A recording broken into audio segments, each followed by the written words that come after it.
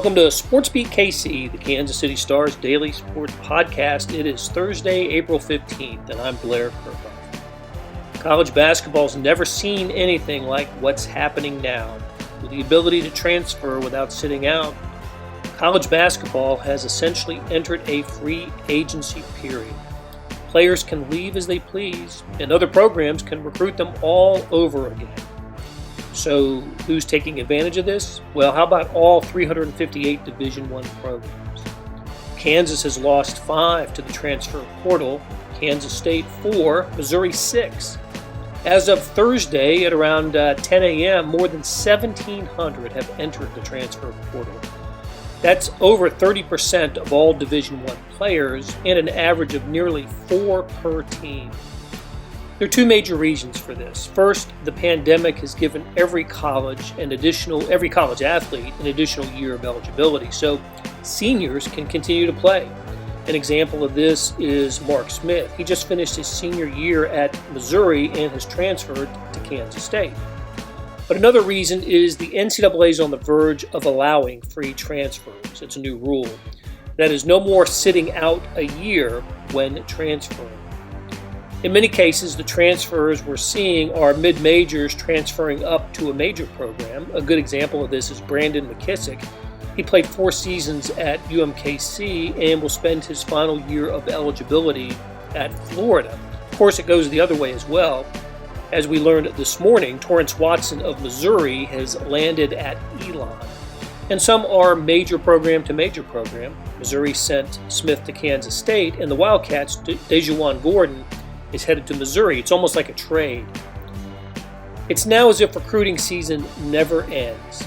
After signing high school, prep school, or junior college prospects, coaching staffs have to see who's available in the transfer portal and then even take the temperature of their own returning players. So on today's show, we talk to Mizzou coach Cuonzo Martin. He shares his thoughts about this new landscape. He met with reporters who regularly cover the Tigers and spent most of the conversation discussing this topic. We mentioned that the Tigers have lost 6 players. They've also picked up 3, and they're all candidates to start. And Mizzou's not finished shopping in the portal. Don't be surprised to see the program sign 1 or 2 more players who have already started their college careers. So he gets right into the topic. So let's get started with Cuonzo Martin. Cuonzo, I'm just curious about how the whole process works these days with the transfer portal. It's such a new, relatively new dynamic in college basketball. There's almost 1,400 kids in the transfer portal right now. And of course, you've been impacted both ways by this. Do you have to devote coaches to recruit your own guys while recruiting players from other programs? Walk us through how it all works. Well, I think the first thing you have to be respectful when guys in other programs, you're not recruiting those guys. Now, you might get calls from people in grassroots coaches that have coached those guys at other programs, but you're not supposed to speak with prospects when they're at their current programs unless they're going to the transfer portal. Now, as far as your own guys, it's just about relationships. I'm hopeful that we don't get to a place where you're constantly recruiting your own players. It's just genuine relationships. I mean, I guess it's simply said with my own children, I can use that. I don't necessarily say I love them every day, but they know I love them, because it's still the growth and the development from a young man into a man, all those things that take place. And it's just about relationships. And I just think this is the climate we're in. I don't really think it's a bad thing. I just think the one thing that with prospects going to and from, of course, I'm hopeful the first thing you want to go somewhere and play, have an opportunity to play and be successful, play the way you want to play, all those things. But I think the thing that we have to be conscious of, and their family members and guardians, even for the young men and women for that matter, is making sure you have transferable hours that when you go to another location, you're not losing credit. You're still on pace to graduate and be successful, because I think that is still, in my opinion, the most important thing. Ben Arnett. Cuonzo, every program is going through this right now. You've had 6 guys enter the portal. Did you anticipate that many departures, or does that number give you pause at all? It doesn't bother me anyway, because you have a right to. I think with Inperson and Torrance Watson Ed Chang and I think Parker, who still have eligibility. Now, Drew Buggs and Mark Smith, those guys are graduates, so they have an opportunity to do what they want to do. So, I mean, my thing, I looked at those guys as graduates, and I think it's great that they have opportunities to go do other things. No, it doesn't give me anything. I think it's a great opportunity. I like the 3 guys we have coming into our program. I like the high school prospects we have coming into our program. So I think it's a great thing on both sides because, again, if it's a rule, then give guys the opportunity to do what they want to do. If they want to go somewhere else and play and be successful and have fun, whatever it is they're looking for, give them the right to do that. So it wasn't a problem for me at all. Not at all. Dave Matter? Hey, Cuonzo, when you add guys that played in mid-major conferences like Amari and Coleman, how do you project what their production was at that level to what it could be at the SEC? Do you have to be pretty careful with that? Well, I mean, great question. And I think, the proof is in the pudding when you're talking about Cassius and Drew Smith. I mean, 2 talented guys come from those levels. I mean, guys like Drew Smith never made a first or second team at Evansville. Now he's the SEC. I thought he should have been a 2-time SEC first teamer. And you're talking about Cassius, who made first team. I mean, so if you can play, you can play. I've never been caught up in levels. And you're talking about these 3 guys come in, one from obviously K-State, so he's been at this level. And then you're talking about Amari, who averaged 17 points a game, who gets to the rim. And you talked. And the one thing we try to do a lot of as a staff, once those guys made decisions, is spend a lot of time. We're not just talking to the prospects and their grassroots coaches, but also other programs in their leagues. And I think like in Amari's case, and even Boogie's case, Boogie Coleman's case, they had coaches in their league call us about them like those are talented players because they can score and they do what they do. When you can score the ball, you can get to the rim, you can play. And I think you take, for example, Note at Arkansas, who goes from Jacksonville, now the guy comes in at a high-level score because you can score, you can get to the rim. So I think all 3 of those guys will help us tremendously just in their skill package and what they bring to the table. Andrew Kaufman? Hey, Coach, in your opinion, why do you think we've seen 1,400 plus transfers, and do you think this trend is going to continue? Do you think we'll see even more for years to come? I don't think you'll see more years to come because what happens is a one-time transfer. So you have one time to transfer to go play immediately. I think it's exciting. And again, I really don't think there's anything wrong with it. My thing for each individual player, because you have the right to do it. So that you're not breaking any laws. So you have the right to do it, one. And I just say to young men, make sure you're doing it for the right reasons.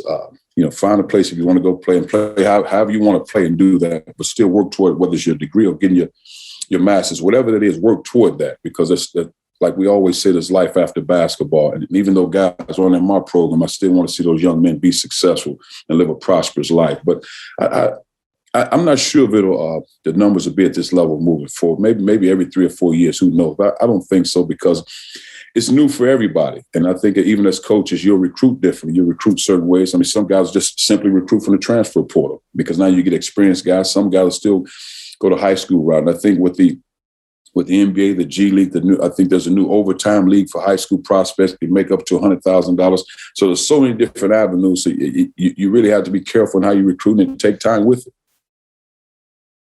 Mitch? Yeah, Cuonzo, you kind of just touched on my next question. There are teams that kind of make over their whole roster every year via the transfer portal. Is that something that you all would consider as far as an approach, or was your all's intention this offseason in kind of taking a bunch of newcomers to kind of build that new core that could hopefully be around for a few years? Well, I think our staff did a great job with the 3 guys we currently have. Now we have 2 scholarships available. Guys we've honed in on a few guys. So we're excited about where we are now. I think for us, it just every year you recruit, there's still high school guys we're recruiting. But I think what you have to do is in recruiting a high school guy, it has to work for him. I think it really has to work for him from day one. Now, and you always have to be honest and transparent. But if you're recruiting a high school guy, he's coming into your program as a starter because that position is available, or he's a guy that's going to give you 15, 20 plus minutes a night. If not, there's chances are you're probably losing. And I think that's so you know that going into it. But everybody does it differently. I mean, so I just think it depends on what you're looking for as a program. I think some guys will probably turn the roster 8, 9 times. I mean, you think about, I just looked at this earlier. St. John's, coach got player of the year. Coach got coach of the year at St. John's. He lost, 8 guys transfer. And the guy does a tremendous job. So So it's obviously nothing that he did wrong. Just guys want to do something different because, I think it's more exciting than anything. And I think once the smoke clears, guys will start settling in and they'll make, the best decisions before them, and coaches will make the necessary adjustments. Eric? Hey, Cuonzo, you kind of mentioned it in that my question in your previous answer, but you guys obviously have 11 guys already kind of picked out for next year. Is there any, I know you can't and won't mention specific names of whoever you'd want for 12 and 13, but, are there specific guys just identity-wise that you think would help fill out your roster? And one possibility from last year was you didn't fill number 13. Is that still on the table now as well? It's certainly on the table to not fill 13, but if we feel like we can get what we're looking for, and we've honed in on some guys. But I think more than anything, you never really play 13 guys, but you also have to have enough to be able to practice effectively. So you always look at that. But if there's a 12, really 11, 12, and 13, they have to understand who they are, where they fit into the scheme of things, and you have to be transparent again with them in their growth and whatever that is. But do we plan on certainly filling 12? Yes. Yes. Greg? We saw that Mitchell Smith signed with an agent. I'm wondering if you've had any other conversations with the other seniors and if you're any further along in knowing what their plans are. Yes, all three, Jeremiah, Drew, and Mitch, plan to sign with agents. I think they all might be signed right now, about to sign, if I'm not mistaken. So happy for those guys. I mean, yes, I think it's great for them. And I think those guys do very well. And I've always said in Mitch's case, continued growth, the experience of, playing international basketball, that's where he starts. I think if he continues to stick with it, continue to grow, it wouldn't shock me if you saw him playing at the highest level. It wouldn't shock me at all. Mason? Hey, Coach, there are a lot of changes going on right now with transfer eligibility and name, image, and likeness rules that have been brewing now for a long time and could come to fruition here pretty soon. As a coach in the midst of this landscape, what effect do you think that these changes will have on the future of college sports? Meaning one-time transfers? Yeah. Name, image, and likeness. I think, just being on the oversight committee, NABC, we were on the NABC call with coaches for about 2.5 hours yesterday. These are real issues because, again, you're dealing with student athletes, and oftentimes it seems as if as coaches, all we want to do is win, and that's not the case because you have a lot of coaches on those calls that are really concerned about the student athletes' welfare, well-being, and also their education to make sure they have continued success, healthcare after college, all those things. That really matters. And you're talking about guys that have been in it for a long time. They want to see student athletes be successful and have great opportunities. And we talk more about their well-being and welfare as opposed to the basketball piece. But we knew the transfer thing was coming in a year and a half. We knew it was coming. And it's just really how you brace yourself and prepare for it. And I think most coaches on the call really talked about even guys leaving our programs, making sure they're doing the right things, because you have to understand, in most cases, guys are fathers, husbands. So it's not as if a guy leaving our program, we don't want him to be successful. If it didn't work out here for whatever reason, you still want him to get what he's supposed to get as far as making sure you're on pace to graduate, make sure you have all these opportunities. That doesn't stop you. I'm not, and I don't know about everybody else, I'm not sure how you can be in a relationship with somebody over a course of time and all of a sudden just cut it off. Whether it was a great one, whatever the term or whatever it is, but you just can't do it because, again, you still want to make sure the young men and women have the opportunity to be successful in life. So I think the name, image, and likeness, that's one I'm waiting to see how that transpires because, man, I don't know how you move forward, how you regulate finance. I don't know. So I'm interested to see how that works. Hey, it's Blair. We have a special subscription offer for SportsBeat KC listeners, unlimited digital access to the Kansas City Star's award-winning sports coverage. Sign up now for 1 year of Sports Pass for access to all the sports news, features, and columns presented on the kansascity.com site, and it's only $30. That's a 40% savings off our regular rate. Your subscription will automatically renew after the initial term at $50 unless you tell us to cancel. Your subscription helps support the sports coverage of kansascity.com and the Kansas City Star, and that support has never been more important. Please visit kansascity.com/SportsBeat KC Offer to get this special offer And as always, thanks for listening. Cuonzo, it's been a few weeks now since the end of the season for you all. I just wonder if you've had any more opportunity to reflect on it and how you think it unfolded. And I know it was a painful ending, but just some general thoughts on the season. Well, I enjoyed it. I enjoyed it with all the ups and downs and the things we went. I enjoyed the growth of our team, the growth of our program. I wish we could have gone further, but I really enjoyed it a lot. I was so excited and happy to see Drew Smith make first team. Like I said, I thought he should have did it. Been 2-time first team. I thought Jeremiah could have been a first team. I think that little time off slowed him up a little bit. There was no doubt in my mind he was one of the top 4 guys when you're talking about playing a year in the league before that pause. But I enjoyed the growth of our guys, the team. I'm excited moving forward. We have to continue to grow and get better, and I like where we are. And it wasn't really painful ending for me. It's what it was. That's a part of growth and learning and moving forward. I've seen pain. Ben Arnett. Cuonzo, as you look at potentially adding more to your roster, when you look at your roster, is there anything, generically speaking, that you're looking for, you feel like your group is missing right now you'd like to add? I would say anytime you can add scoring, if it fit what you're trying to, you always want to add that, whether it's interior or perimeter guy. But I think also interior action activity, and that's for us, it's not necessarily a 4 or 5. It's just a guy that can play on the interior, a physical brand, a level of toughness, experience, all those sorts of things. But scoring, no question about it. You can always add that. And I think just interior presence. And again, we're recruiting guys, so we're ranging guys from 6'6" to 6'10". So that really doesn't matter as long as they have a skill level and level of toughness, in my opinion. Amen. Cuonzo, what does a Dashwan Gordon bring to this team, just as far as being a wing player? What does he add? Well, I think no question toughness. No question toughness. A desire to defend, a guy that can get a double-double on the perimeter. A guy who my college assistant coach coached him. So he coming from a program where he was taught the game, a level of toughness, how to compete, all those things. And he got all that tough stuff out of high school. So you're talking about a guy that's coming in that brings the edge to your program, that's something I think we need. A willingness to defend, rebound, play hard, run the floor, not afraid to challenge teammates in the right way. So all those things I like about him. Just even talking to him on the phone, he sends me videos. This guy actually put up a video of me when I was back at Tennessee. Just different stuff. So he's a guy that he wants to get better. He's studying the game. He spent a lot of time watching Josh Richardson, the guy who I coach. So he's that type of guy because he want to be good. He's a guy that's spending 2 or 3 times in the gym.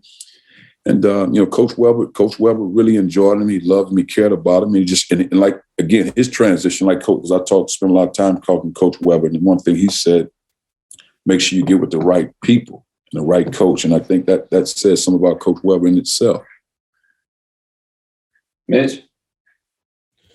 Cuonzo, you'll be going from one of the most experienced teams in the country to a pretty much completely new look team. I guess what are the challenges that come along with that, and what do you kind of do during the offseason to kind of get guys to gel? I love it. I love the challenge of it, man. Just because again, it's just I've always enjoyed the practice. Even June and July, so that's like Christmas to me, so to speak. You have guys on campus weightlifting, working together, having fun. But you're talking experienced guys with your transfers. These are 3 guys that are battle tested, that played in games, scored the ball. So you're talking about when those 3 transfers come in, that's experience. And if we can add 1 or 2 more to that, with our current guys already in the roster, and I think it's been very beneficial for Sean Gordon, who at that age, is one of the best athletes I've been around. Even when I played, just 6'5", run, jump, explosive. So I think it was great for him to be here.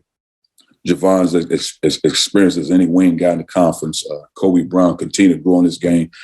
I think Jordan will continue to grow and get better. So I like the 4 core that we have here now. And then, those high school guys coming in, they played well. They had success. Yaya's doing great with his rehab. I'm really looking forward to June. I think we're excited as a staff to get here in June. I think, we add 1 or 2 other pieces. I really like where we are. Eric. Cuonzo, just from a recruiting perspective, is there a certain criteria that differs when you look at a prep AAU guy compared to a guy you're trying to get out of the portal? Well, I think now, and I say it's because it's the one-time transfer. In most cases, if a high school guy is coming in, and if it doesn't go right early, then in his mind, well, I can transfer. It didn't go right. So you already think that. And I'm going back to my time when I went to college. There was never a thought of transferring. Just like you had to stick with it. You had to fight through it. So now, because that's normal to one-time transfer, so it's not a bad thing. I can do that. So if it doesn't go right, well, I can transfer. So if you didn't have that, then you're just recruiting players. Now you're just recruiting players, but you have to be cautious of that piece because that's a real piece. I mean, think about it. So I think the other thing that we have to decide at the NABC or the NCAA is like, when do you have the deadline? Initially it was talked about, May 1st, but because of COVID and everything that's going on, you might move it back to June or July, where that's not a set date. Well, if you move it back to July, all of a sudden you get all your guys here in June, you're working out, and all of a sudden, oh man, that workout was tougher than I thought. Man, I'm thinking about transferring. Well, you can transfer before July hits.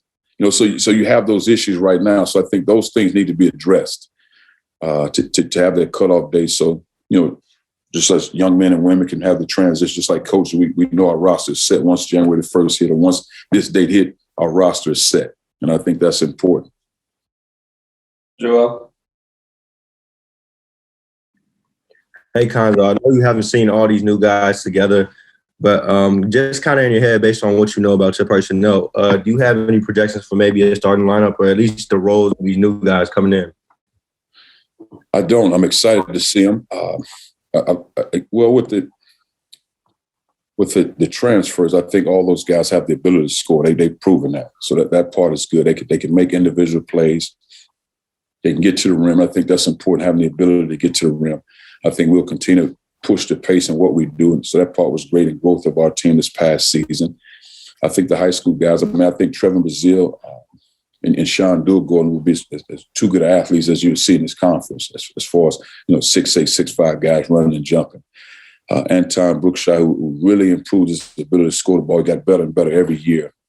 So just, Caleb Brown, who's a guy, some might describe as, like Draymond Green, as a young Draymond Green, the guy can facilitate, make plays, and do all that with good size at the point guard position, the combo position. He's one of those guys you have all over the place because he's that skilled and that intelligent. And then Yaya is as physical as any when you're talking about interior guys. So, again, it's hard to say a lineup because, again, I've seen this where you think a guy's ready, he's not. You think a guy that will be one of your better players that doesn't transpire as quickly. So, I'm just excited more than anything to get back on the floor to get started. Dave Matter?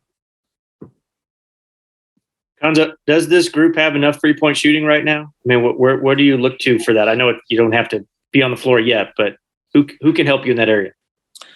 Well, I think like Coleman can shoot the ball. I think if you say guys right now that they're shooting and shoot a lot, I think Coleman's a guy that can make shots. And I also think Anton, those are guys that you would say, okay, those guys shoot threes. Now, the other guys continue to improve the three-point. Like Javon didn't shoot a bad three-point percentage, even though that's not who Javon is. I thought his numbers were really good this year. His growth in his numbers, even free throw, field goal, and all that. So I think that's the area we'll continue to work on and get better. So I think those are the two guys right now. You say, okay, they shoot threes. That's what they do. Now, other guys can have to continue to improve and work on it again. We got to get Kobe Brown's three-point percentage up, and I think he will. He'll put the work and the time into it. Karen? Hi, Coach. How you doing? Good. Hey, what about the kid that is the one that you want to develop, maybe a redshirt freshman or something? How does it change the planning when you want depth, you can't make everybody a starter, he gets impatient and so he wants to transfer. So does that change a coach's way of developing that depth and, guys who would have maybe worn a red shirt so you would have depth for the future? Do you have to plan differently now? Oh, that's a good question. My college coach, he'd always try to reassure one or two guys, just the experience of it. That's something that we talk about as a staff with maybe one or two guys. Because you always want to have that conversation when you see stuff. And normally we try to have that June, then July, because you've had a chance to see them. Because sometimes you project that for guys when they're in high school and they come in and play very well. But we will have that talk, mid-June, July. And then you sit down and talk to the young men. It's what you think now. They can sit there and say, no, coach, I'm good. I want to play. And that's fine, too. But I think as a coach, at least for me, you owe it to them to at least talk about it. But no, that's a real issue, yes. Great. Coach, the other big change coming and maybe a return to normalcy is the idea of in-person recruiting. I'm wondering what obviously everybody has had to Zoom recruit over the last year plus. I'm wondering if you see in-person recruiting changing at all once that comes back to being able to get out on the road.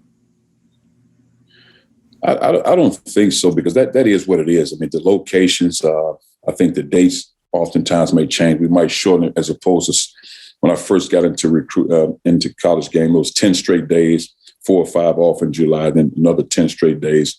And then it's been 7 days, then it's been 4, like a Thursday, Friday, Saturday, Sunday off. So I think the days might change, but recruiting is recruiting when it's off campus. I think what COVID has taught us, we can be more efficient in our recruiting. We don't have to spend as many days out.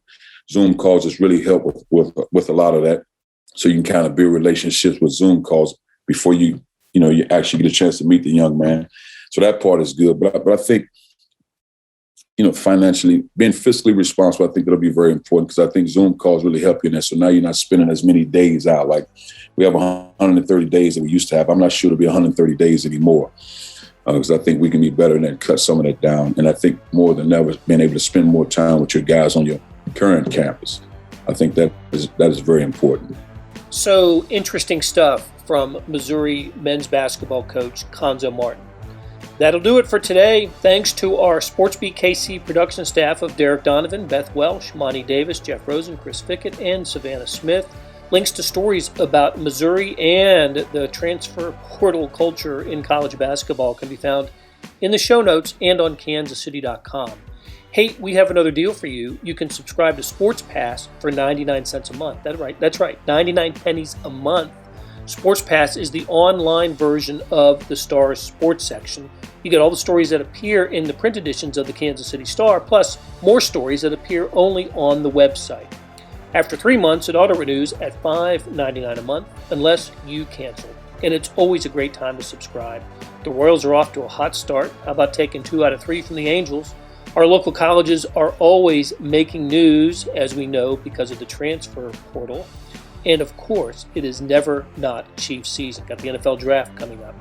How do you get all this? You go to kansascity.com/sportspass2020. That's kansascity.com/sportspass2020.